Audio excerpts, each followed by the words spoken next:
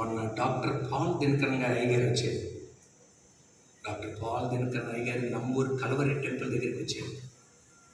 రాగానే ఆయన చేసింది నా జీవితంలో మర్చిపోలేదు. అదేంటంటే అయ్యగారు అమ్మగారు ఇద్దరు ముగ్గురు ఉన్నాం, నేను కూడా ఉన్నాను. ఆ గేట్ దాకా వెళ్ళి ఆయన తీసుకొచ్చాను.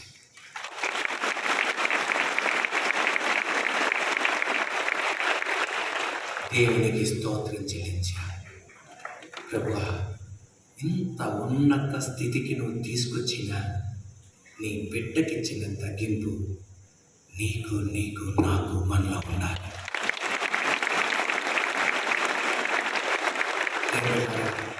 అయ్యగారు ఈ రాత్రి వచ్చేస్తారు. మీరెంత మిస్ అవుతున్నారో నాకు తెలుసు. హల్లెలూయా.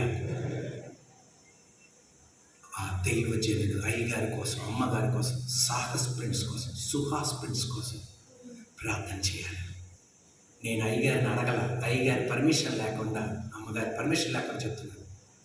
రేపు రాత్రి 12 గంటల లోపల, ఈ రోజు నుండి రేపు రాత్రి 12 గంటల లోపల ఒక అరగంట అయినా మనందరం నాతో సహా ఒక అరగంట అయ్యగారి కుటుంబం కొరకు మనం ప్రార్థన చేయాలి.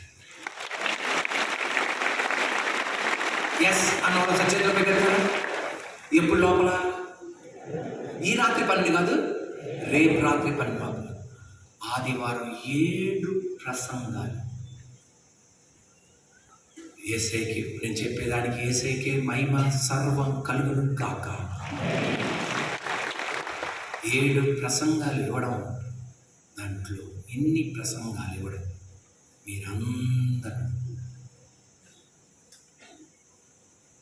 మీరందరూ ప్రార్థన చేయాలి. తప్పనిసరిగా మీరందరూ ప్రార్థన చేయాలి.